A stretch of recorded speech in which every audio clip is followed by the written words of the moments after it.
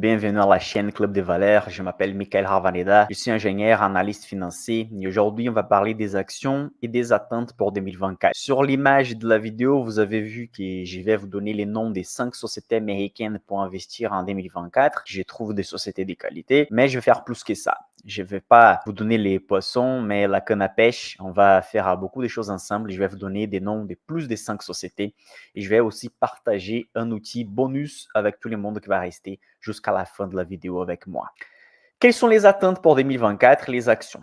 Avant tout, ce que je vais dire ici, ce ne sont pas des prévisions. Je n'aime pas les mots prévision parce que tout le monde peut prévoir et peut prévoir n'importe quoi. Je préfère dire des attentes parce que des attentes sont basées sur des sources, sont basées sur des livres, sur des articles et pas seulement sur quelque chose qui passe dans ma tête. Donc, avant de donner les noms des 5 sociétés, sinon la vidéo serait terminée très rapidement, je vais vous montrer mon raisonnement arrière. Je vais vous montrer les bonus que vous pouvez les télécharger. Après, je vais ensuite sur quelques sites de finances et faire des analyses avec vous. Bon, si vous êtes ici pour la première fois, comme j'avais dit, je suis Michael Ravaneda, je suis analyste financier, ingénieur en électrotechnique. J'ai créé la chaîne Club des Valeurs et j'ai commencé à partager des vidéos en 2020. Je suis les créateurs de la formation Insider. Vous allez trouver les liens de la préinscription pour les nouveaux groupes d'investissement dans la description de cette vidéo. Si vous voulez avoir accès à une communauté d'investissement vraiment complète, la plus complète du monde francophone, avec une qualité énorme, avec des portefeuilles qui battent les marchés, il suffit de faire votre préinscription. Nous sommes si sûrs de la qualité de notre communauté que vous avez même une période d'abonnement, une période d'essai quand vous rentrez dans la communauté, une période plus importante que la majorité d'autres formations. Vous avez les plans de remboursement si vous n'êtes pas content. Les liens sont dans la description de la vidéo. Vous allez trouver aussi dans la description de la vidéo les liens de mon Instagram, de mon Telegram et des groupes WhatsApp où je partage des outils, des bonus et des liens des vidéos les plus importantes. Préoccupez pas vous, on ne va pas vous embêter tout le temps avec des messages, on va vous envoyer des messages qui sont pertinents. Donc ça, c'est notre newsletter. Dans notre communauté d'investissement, on a 700 personnes. Il y a aussi, si on va additionner les gens qui font les suivis des portefeuilles Club des Valeurs, on a bientôt, on est très très proche des 1000 personnes et on a plusieurs profils d'investisseurs. Des personnes qui sont un peu plus expérimentées, des autres qui sont débutants, des gens qui ont commencé pendant la pandémie en 2020. Mais le plus important, c'est de commencer le plus rapidement possible parce que ça engage l'effet boule de neige des investissements, l'effet de gagner et de faire les gains rentabilisés sur les montants déjà investis. Et donc, ça fait un effet boule de neige, un effet des intérêts composés. Et ce que je vais partager avec vous aujourd'hui, ça va vous montrer aussi comment commencer à agir. Si vous êtes débutant, si vous ne comprenez pas les ratios fondamentaux, je vais expliquer quelques ratios et où vous pouvez trouver aussi l'explication des ratios que j'utilise pour trouver les meilleures sociétés d'investissement pour le long terme. Ça, c'est les SP500 versus les Magnificent Seven. Donc, c'est les noms des 7 principales sociétés de marché américains qui ont rentabilisé en 2023. Donc, sur ces graphiques, on doit comprendre quelque chose d'intéressant. On a l'SP500 en bleu, il a pris à 20%. Okay. Nous avons l'SP 493 qui c'est en rouge, il a pris 7%. Michael, c'est quoi l'SP 493? En fait, pour étudier l'effet des 7 principales sociétés de marché américains sur l'SP 500, ils ont enlevé les 7 principales sociétés Apple, Amazon, Google, Meta, Microsoft, Nvidia et Tesla. Donc en fait, en vérifiant l'SP 500 sans les 7 principales sociétés, la performance de SP500 tombe énormément, presque 21% à 7%. Bon, le Nasdaq dans cette période, il a fait 49%, aussi grâce principalement à cette société. Et finalement, si on va créer un panier d'actions seulement avec les 7 principales sociétés de SP500, Apple, Amazon, Google, Meta, Microsoft, Nvidia et Tesla, ils ont fait ensemble 75% de rentabilité sur l'année. On a ici quelque chose à faire attention.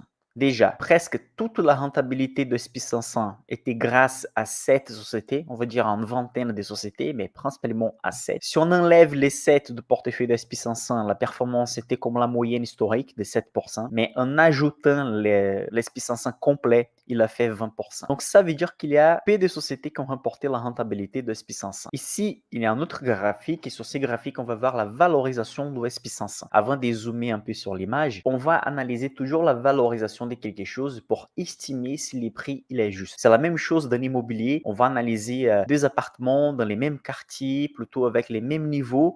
Si un appartement il a les mètres carrés moins chers, normalement il va être plus intéressant si la localisation et les autres variables sont la même. Dans la bourse, c'est la même chose. Et je vais donner les premiers exemples en utilisant une boulangerie. Les premiers exemples de 2024 en utilisant une boulangerie. J'adore les exemples des boulangeries. J'ai déjà expliqué, comme je suis brésilien, c'est assez normal. Je ne sais pas pourquoi. À l'école brésilienne, les profs, quand nous sommes très petits, expliquent les choses en donnant des exemples avec les supermarchés, la boulangerie, peut-être pour être un peu plus pédagogue. On va imaginer deux boulangeries. Boulangerie A, boulangerie B. Imaginons qu'il y a deux boulangeries et les deux, à ces moments, les propriétaires souhaitent vendre la boulangerie. Ils vont vendre dans les marchés. Chaque boulangerie sera vendue par 1 million d'euros. Sauf qu'il y a une boulangerie qui génère un résultat net de 200 000 euros par an et l'autre boulangerie génère un résultat net de 500 000 euros par an. Donc, imaginons que nous avons à disposition 1 million d'euros pour faire un investissement. On va acheter quelle boulangerie? C'est plutôt la qualité, la localisation, les niveaux des produits et les mêmes. On va comparer la valorisation. Bon, je vais payer 1 million d'euros sur la boulangerie qui génère 500 000 euros par an ou sur la boulangerie qui génère 200 000 euros par an. La réponse, elle est simple. On va acheter quelque chose qui rapporte plus. Et dans la bourse, c'est plutôt la même chose. Dans la bourse, on va toujours faire cette analyse et ces ratios s'appellent PER, Price Earnings Ratio. Combien vaut la société dans la bourse? Donc, dans ce cas, pour la boulangerie, c'est 1 million, divisé par combien elle génère des richesses. Donc, combien elle génère des résultats nets. OK?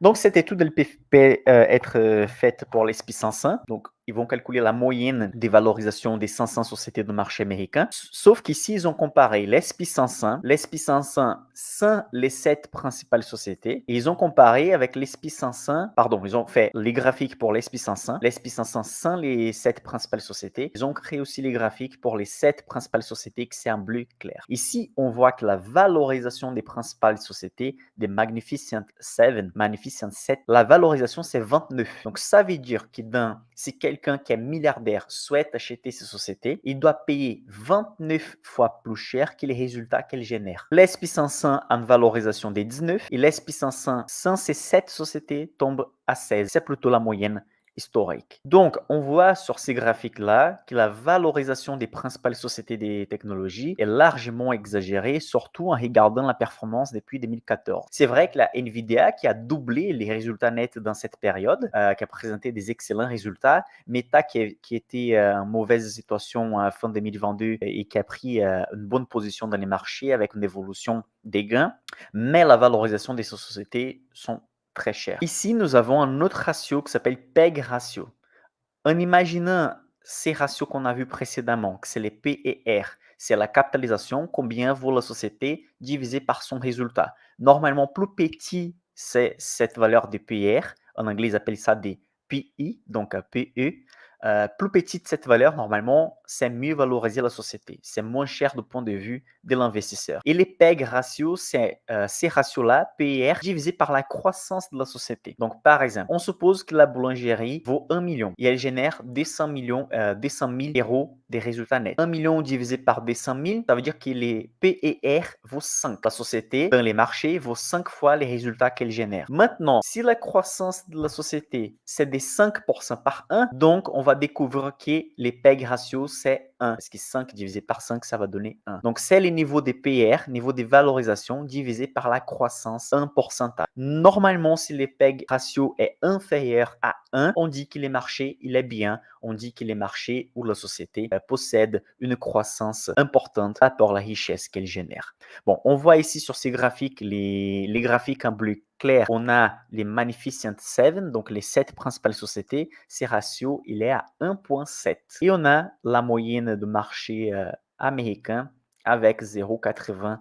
Donc, une valeur bien acceptable. Les marchés américains, plusieurs fois, a touché PEG ratio de 1,3, 1,5. Maintenant, il est descendu dans cette médiane historique. Donc, ce qui montre que normalement, on arrive à un bon prix d'achat. Si ce n'est pas les bons prix, si ce n'est pas les meilleurs, on est très proche parce qu'idéalement, on doit être à des valeurs inférieures à 1. Ici, c'est un graphique très intéressant. Faites attention à ce que je vais dire maintenant parce que c'est très important pour interpréter ces graphiques-là. Imaginons qu'on a 500 sociétés dans l'SP500, dans les marchés américains, dans les principaux indices. On va choisir la médiane. Ça veut dire la société numéro 250. Ça veut dire la société qui est exactement à la moitié de la rentabilité de l'indice. Imaginons que parmi les 500 sociétés, il y a celles qui ne vont pas performer bien, il y a les sociétés qui vont performer bien. Je vais en fait faire un ranking, donc lister les 500 sociétés et regarder la société des 150. Combien elle a fait de rentabilité? Ça montre la médiane du marché américain.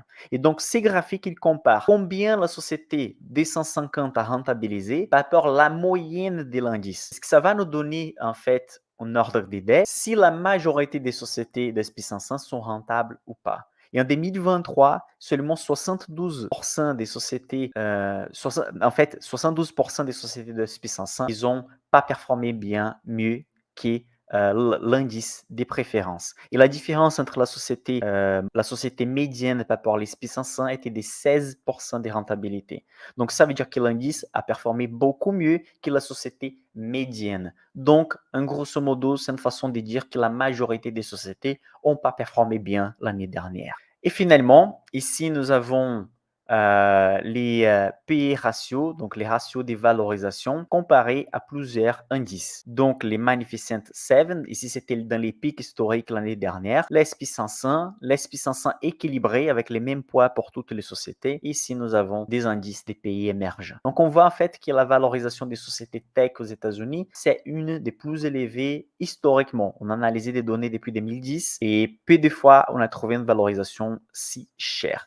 Bon, j'ai mis ici un graphique d'un mois, donc fin décembre jusqu'à 15 janvier. Nous avons Tesla, Apple, Amazon, Meta, Microsoft, les principales sociétés qui ont pris de la valeur l'année dernière. Il y a déjà Tesla qui perd 12%, Apple qui perd 6%, Amazon qui reste neutre, Meta a gagné quand même 7% et Microsoft 5%. Quelle est la tendance financière d'après les études, les livres et la théorie financière? Normalement, toutes les choses qui sont chères ont la tendance de perdre les poids, perdre des valeurs. Pourquoi? Parce que les marchés, à long terme, il va être efficace, efficient, et du coup, il va juger qu'il a des meilleurs investissements par rapport aux prix qu'on peut payer sur les sociétés. Est-ce que les sociétés tech sont hyper gagnantes et ont des bons résultats? Oui. Mais est-ce que ça justifie de payer un prix hyper élevé si dans les marchés, on a d'autres types de sociétés? Aussi, la récente baisse de l'inflation ont la tendance de faire stabiliser les taux d'intérêt, qui ont la tendance de stabiliser les restes du marché. Donc, ça peut aider à la reprise du marché de la consommation durable et stable, comme les sociétés industrielles, les consommations de base, l'immobilier et la finance. Donc, nous sommes dans un point dans les cycles de marché où il y aura encore beaucoup de sociétés de technologies intéressantes, mais nous sommes dans un point où des autres secteurs vont faire profiter plus qu'avant. Donc, si dans l'année dernière, on a eu beaucoup de secteurs et sociétés qui n'ont pas profité de la hausse du marché, la hausse était grâce à cette société et quelques sociétés de technologies, on vit dans une période où ça peut changer. Je ne suis pas là pour deviner quand, si les sociétés tech vont continuer à monter encore 2024 entier, si ça va continuer pendant 3 mois ou 6 mois. Personne ne sait, et si quelqu'un dit qu'il connaît exactement jusqu'à la date, cette personne est en train de mentir. La seule chose qu'on peut faire, c'est d'utiliser des sources financières, des livres de finances et l'historique pour estimer et avoir des attentes. Les attentes sont les suivantes. Les attentes, c'est plutôt la dévalorisation de quelques sociétés de technologie parce qu'elles sont déjà au pic historique des valorisations. Difficilement, elles vont pouvoir avoir un niveau des PE ratios, des PEG ratios plus élevés ou sinon un PR plus élevé. Est-ce qu'ils sont entre 30 et 34? Est-ce que ça peut arriver à 40? Oui, ça peut. Pendant la bulle de l'Internet en 2001, ça arrivait à 50, 56. Mais bon, étant donné les contextes actuels, la tendance, c'est qu'à moyen terme, ça baisse. Et si la valorisation va baisser, c'est possible grâce à des choses. Les sociétés vont être un peu moins rentables, c'est possible, mais je ne pense pas que les sociétés vont simplement être moins rentables d'un jour sur l'autre, ou simplement les marchés vont commencer à se pencher sur des autres secteurs, car la macroéconomie, les autres variables vont être favorables aux autres secteurs de l'économie. Et donc, si les autres secteurs de l'économie sont moins chers, c'est ça qui les fonds d'investissement et les investisseurs vont acheter à long terme.